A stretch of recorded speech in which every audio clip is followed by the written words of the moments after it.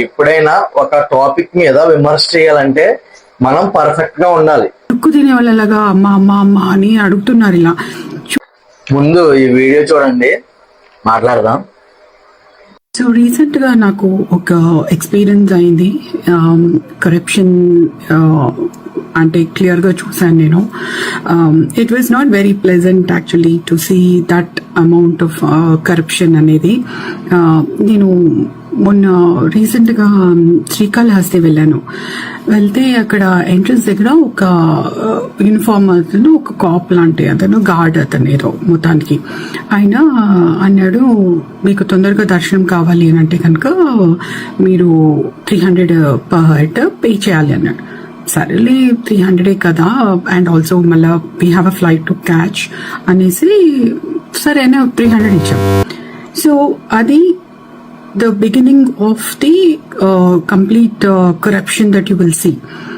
వెళ్ళిన దగ్గర, లోపల వెళ్ళిన దగ్గర నుంచి ప్రతి ఒక్కళ్ళు తీర్థం ఇవ్వడము, డబ్బులు అడగడము, అది నెత్తి మీద అదేదో శటగోపం పెడతారు అది అడగడము, అక్కడ మంగళవాద్యాలు వాయించే వాళ్ళు ఉంటారు, వాళ్ళు కూడా యాక్చువల్గా లిటరల్ గా అడుక్కు తినే వాళ్ళలాగా అమ్మ అమ్మ అమ్మ అని అడుగుతున్నారు ఇలా.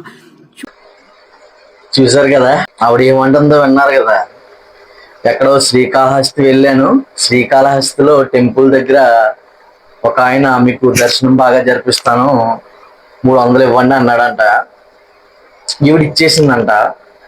ఇచ్చిన తర్వాత ఐ హ్యావ్ ఎ ఫ్లైట్ కదా, అందుకే నేను 300 ఇచ్చి వెళ్ళిపోయాను అనేసి అన్నది. అన్న తర్వాత మళ్ళీ వాళ్ళని విమర్శిస్తుంది ఈవిడ. ఇప్పుడు వాళ్ళు అడగడం తప్పు, మీరు ఎందుకు ఇచ్చారు?